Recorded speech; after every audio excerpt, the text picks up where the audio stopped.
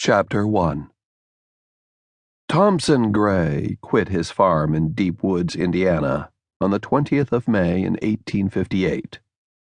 At first light, after a sleepless night, he set out across his recently sown field, the tilled soil yielding beneath his weight. Dirt clung to his boots, rich dirt, black and wet from rain, holding him to his land.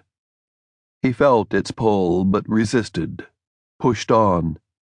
Once beyond the field and onto the road, he looked back the one time only. There, a trail of flattened corn shoots, slender and green, and no larger than a baby's finger. He arrived at the small township early morning and stood in front of Edwin Fletcher's door again to see if the constable might come out and confront him. But he would not. After a time, Thompson spat on the step and turned his back to Deep Woods, the dry goods store, blacksmith shed, livery, community storage barn, 2 churches, and 12 houses.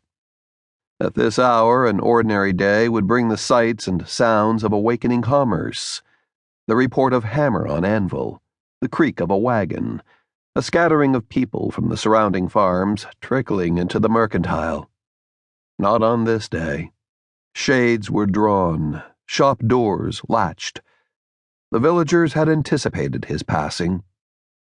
When he'd been gone half an hour, the shutter on Edwin Fletcher's front window inched open, and after another few minutes he stepped tentatively from his front stoop and squinted into the distance.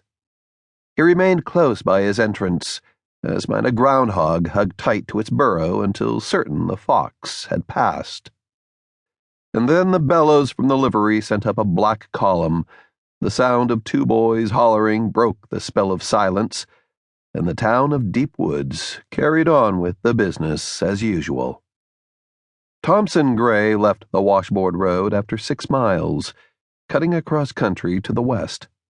He had no destination in mind other than general direction, westward, away from civilization. He carried a Kentucky rifle, a pouch of balls and caps, his powder, a waterskin, and a rucksack containing a blanket, a small traveling Bible, cooking pot, and a tin cup. Around his waist, a money belt cinched his wool jacket and protected 2 $20 gold eagles, 3 silver coins, and a few coppers. Tied to the belt were a gutting knife